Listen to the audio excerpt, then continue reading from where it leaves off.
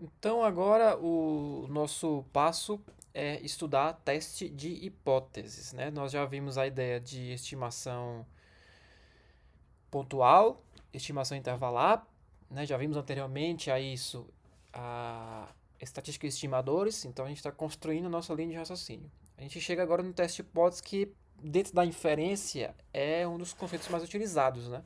Junto com o modelo de regressão. Tá? Então, dentro da nossa aula aqui, eu dividi para vocês que nós vamos seguir esse seguinte roteiro aqui. Ó. Vamos fazer algumas considerações iniciais. Nós vamos estudar a ideia de por que usar um teste de hipótese. Vamos fazer também uma definição formal do teste de hipótese. Nós vamos avaliar os métodos para a construção de um teste de hipótese.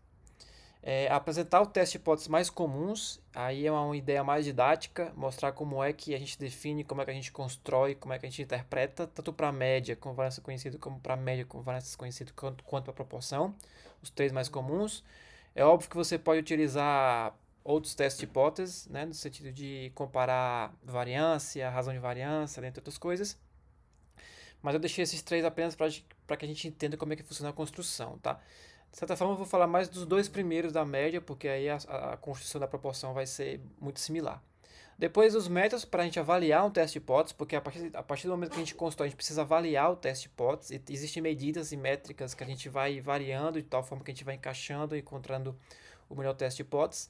E depois eu apresento os testes de hipótese mais utilizados. Né? Eu vou o teste de hipótese para normalidade, que é muito utilizado para verificar a ideia de se eu posso utilizar alguma técnica específica, por exemplo, quando você ajusta o modelo de regressão, você precisa testar a normalidade dos resíduos, né? Então você usa o teste de normalidade. Então eu vou apresentar aqui os mais conhecidos.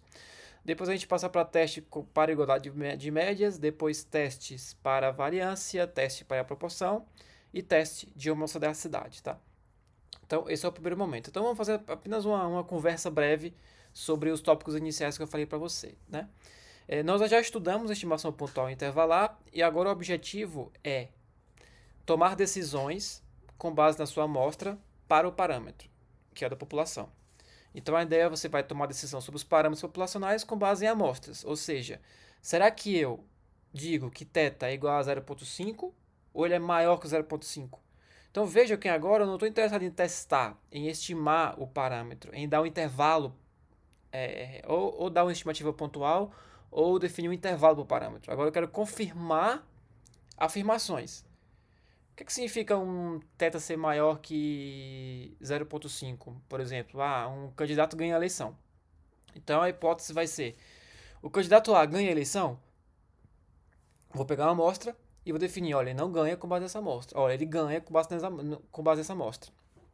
Tá? Então a ideia agora é tomar decisão, não é especificamente estimar parâmetro. Tá? Então, diferentemente da estimação, o teste de hipótese envolve rejeitar ou não rejeitar uma suposição inicial. Tá? E por que usar um teste de hipótese? A ideia, como eu falei, é tomar a decisão, mas considerando incerteza, porque isso está inerente. Né? Se você coleta uma amostra, você está ali propício a ter uma incerteza sempre.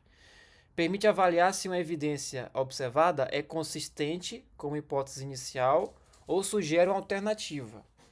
A hipótese inicial, para que vocês sintam mais confortáveis de entender isso, e eu, quando comecei a estudar inferência, senti muita dificuldade, e me ajudou muito esses três exemplos que eu vou mostrar para vocês aqui, principalmente o primeiro, que é a decisão do júri.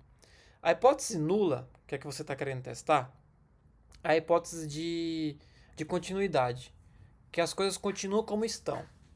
A hipótese alternativa é: você vai coletar uma amostra para tentar validar se as coisas continuam como estão ou mudam.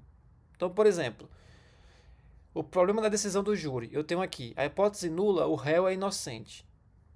Tá, então eu sou inocente. Nada vai mudar na minha vida.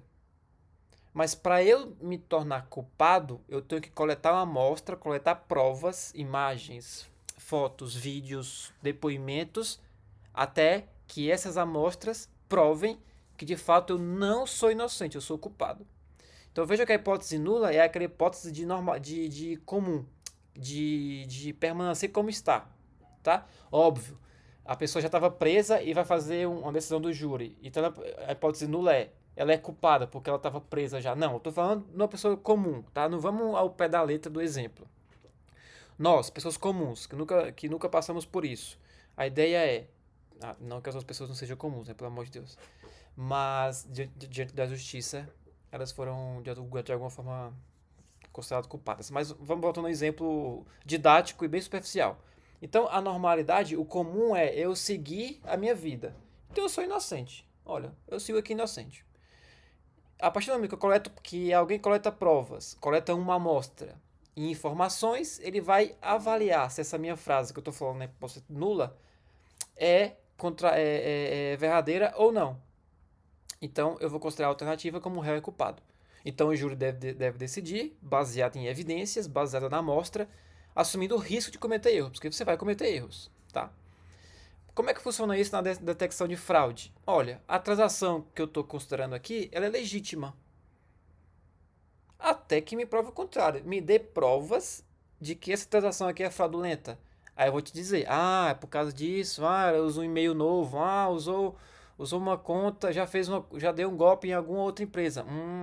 Então o sistema antifraude decide por aprovar ou bloquear com base na amostra. Novamente, ele vai assumir um risco de bloquear. Ele vai assumir um erro, né? No caso, o primeiro erro que a gente chama de erro do tipo 1, é bloquear uma compra que era legítima. Erro do tipo 2, que é aprovar uma compra que era fraudulenta. Ignore a ideia de erro. Nós vamos ver mais na frente o que significa isso. Mas já para vocês sentirem o gostinho do assunto, tá? Um outro ponto é, eu coletei uma amostra. Quando eu coletei a amostra, eu não posso chegar para essa amostra já e falar, olha, ela contém vírus. É uma acusação muito forte. Então, eu vou deixar como está, ou seja, a minha amostra não contém vírus. Então, essa é a minha hipótese nula. A alternativa é a que vai contrapor. Aí eu falo, a alternativa é a amostra que contém vírus. Então, a hipótese nula, não sei se vocês entenderam a ideia que eu quero chegar, é aquela ideia de continuidade, de as coisas como estão, sem gravidade. A alternativa é a grave. É que você quer culpar alguém, é que você quer que tenha vírus, é que você quer que a transação seja fraudulenta. Entendem? É como se fosse a boa versus a má. Uma afirmação boa versus a afirmação má. Então, funciona basicamente nesse sentido, tá? A definição formal aqui que a gente tem para teste de hipóteses é que o teste de hipótese é o procedimento estatístico utilizado para decidir, com base em dados amostrais, se aceitamos ou rejeitamos uma hipótese nula sobre um parâmetro populacional. Perfeito. A decisão é tomada a partir de uma estatística de teste e de uma região de rejeição. Lembre-se, a gente vai continuar utilizando a estatística do teste. Lembra da quantidade pivotal lá para construir o intervalo de confiança? Então, vai seguir aqui, tá? Esse valor a gente vai calcular e vai chamar de estatística. Essa estatística a gente vai verificar se essa estatística caiu na região de rejeição ou na região de não rejeição.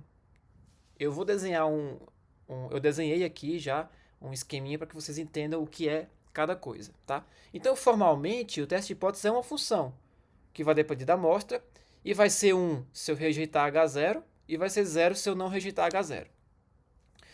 E existe uma formalidade de que você não pode dizer aceitar H0. Veja que está escrito não rejeitar. Não rejeitar significa aceitar. Porque a ideia é sempre testar H0. Então, é preferível que você diga, eu rejeito H0. Eu não rejeito H0. Tá? Então, evitem utilizar aceitar e prefiram pôr rejeitar. Então, eu rejeito H0, eu não rejeito H0. Tá? Porque aceitar é muito forte. Eu posso explicar de uma maneira didática para que vocês entendam, eu testo H0, cheguei na conclusão de rejeitar, então eu digo que eu rejeito H0. Eu coletei uma amostra, e essa amostra não foi capaz de rejeitar H0. Então não é que eu aceitei H0, é que a amostra que eu coletei não foi capaz de rejeitar H0. Então vejam que o aceitar é muito forte, certo? Então essa amostra, ela primeiro foi capaz de rejeitar, então rejeita H0. Essa amostra, ela não foi capaz de rejeitar, então não rejeita H0, não é que aceita. É que vocês não têm, é que você não conseguiu informação suficiente, amostra suficiente, ou a sua amostra não informa, não é capaz de rejeitar H0. Então a gente não fala aceitar, é que eu não consegui provas suficientes ou a minha amostra de fato não foi capaz de rejeitar H0, por isso que eu falo de não rejeitar. tá? Então, as nomenclaturas que a gente tem aqui é de H0, que é a nossa hipótese nula, é a afirmação inicial sobre o parâmetro populacional. A hipótese alternativa vai ser a hipótese H1, que a gente chama de H1, a afirmação oposta, né? A gente vai ter a phi de x é a função de decisão, a gente praticamente não usa isso, porque está implícito na própria interpretação, a gente não utiliza f de x é igual a 1, então rejeita, não. Apenas uma formalidade, tá? O foco vai estar em rejeitar e não rejeitar H0. O erro do tipo 1, que é chamado de alfa, aqui a probabilidade de você rejeitar H0, dado que H0 é verdadeira, então você vai rejeitar H0, mas ela era verdadeira. No caso de... é um dos erros mais graves, né? No problema de decisão do júri aqui, ó, é rejeitar que o réu é inocente, mas ele era inocente, ou seja, é prender uma pessoa inocente. Isso é muito grave, né? É mais grave do que deixar solta a pessoa culpada, que é o erro do tipo 2. Então, o erro do tipo 1 é prender uma pessoa inocente, que é o erro mais grave, do que o erro do tipo 2, que seria soltar, deixar livre uma pessoa que é culpada, tá? Então, aqui é o erro do tipo 1 e o erro do tipo 2. A região de aceitação é a região em que os valores da estatística do teste levam a não rejeitar H0, e a de rejeição são os valores, o conjunto de valores em que a estatística do teste levam a rejeitar H0. Tá? Existem diversas formas de você construir o teste de hipótese, assim como existem várias formas de você construir o intervalo de confiança. O que nós vamos utilizar aqui vai ser o método da quantidade pivotal, que é similar ao do intervalo de confiança. Então, você tem aqui, se você quer, por exemplo, encontrar a sua estatística, vai ser a mesma, né, da quantidade pivotal que a gente viu no intervalo de confiança. A estatística do teste cuja distribuição é conhecida e não depende do parâmetro desconhecido, e essa estatística depende do parâmetro e do estimador. E se você está querendo, por exemplo, um teste de média, você vai utilizar essa estatística aqui, que é z igual a x barra menos μ sobre sigma raiz de n.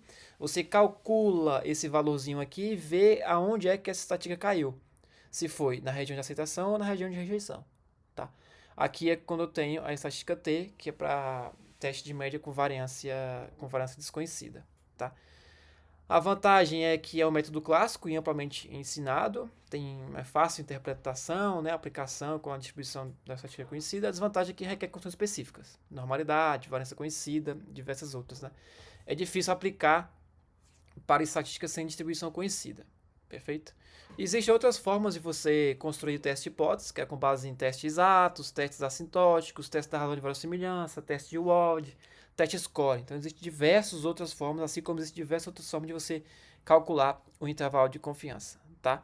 Então, a gente termina essa primeira parte aqui, para que não fique tantos conceitos aí, para que você consiga absorver nesse momento. E no próximo bloco, a gente vai para teste de hipóteses que são os mais comuns. Ou seja, eu vou explicar para você como é que a gente calcula um teste de hipótese utilizando a quantidade pivotal, um passo a passo. Perfeito? Nos vemos na próxima aula.